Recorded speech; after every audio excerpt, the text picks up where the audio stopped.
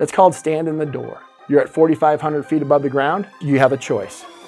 Are you going to jump, or are you going to get back in the airplane?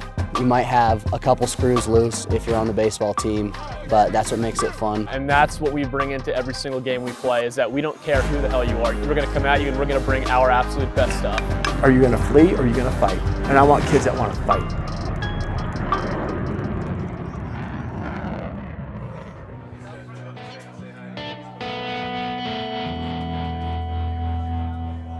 It's such an honor and a tremendous privilege of being the head baseball coach of the Air Force Academy. I graduated from the Academy in 1991, went off and flew jets. I've been in combat, I've been in war. With that, I understand why I'm here. I understand my goal in regards to our players and what they're going to go do for our country. So it's not just making a baseball player down here. My job is to make a warfighter that our country is going to be proud of.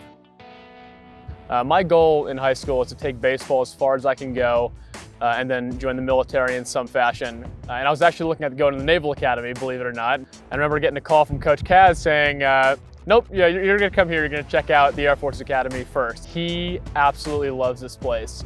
And just his presence and his demeanor when walking around the campus, it was incredible. And it touched my heart, and this place grew on me almost immediately. I think I called him about a week after. I'm like, yeah, like, you got me, I'm coming here. Coming here has, for the first time, made me passionate about something other than baseball. In high school and my first years in college at A&M in Midland, baseball was my passion. It was what I wanted to do. Started kind of the recruiting process again at Midland. Talked to a few guys here at the academy and talked to Kaz a lot. And I decided, you know what, like, I want to do something bigger than myself. I mean, it's really true. You get to come here and challenge yourself and learn what you're all about. We are going to play, we're going to compete, we're going to want to win. Our mission from the Air Force perspective is fly, fight, win. Not fly, fight, compete, and everyone's going to get an orange wedge or a juice box. That's not going to happen out here. Through competition, you learn so much about your leadership skills and your attributes that you have and your qualities. So trying to push them down here athletically, I truly believe that is a true component of how they're going to be as a leader in our Air Force. That's going to propel them in their military career.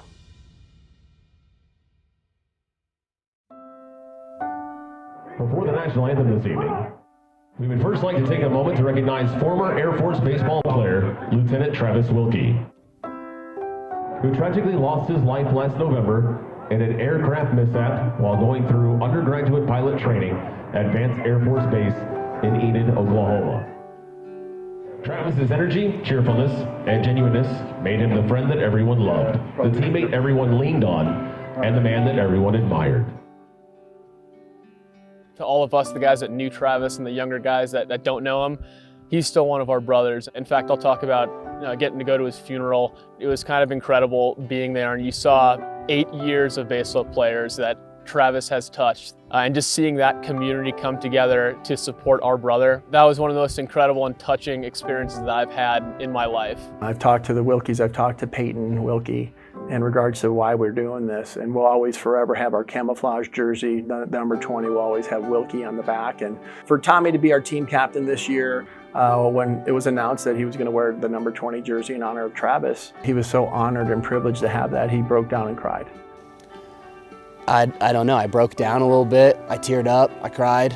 Part of me felt extremely honored and really happy, and then part of me felt like, I don't know if I bring everything that Travis brings.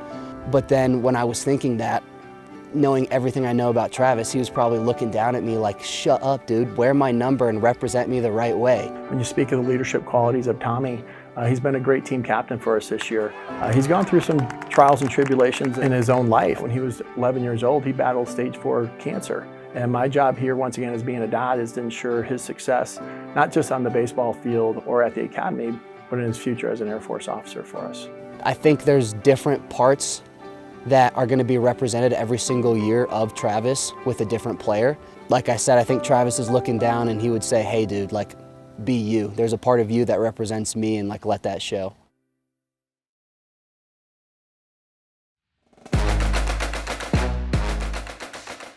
I love Travis to death. He'd be always one of my favorite players because he was a little crazy. Or actually, I'm going to say he was a lot crazy. Travis was very outwardly crazy. Like I'm more reserved, like a more reserved crazy. It's definitely in me with the things I want to do and the things I like. Getting to jump out of planes here. Jumping out of an airplane is the coolest thing ever.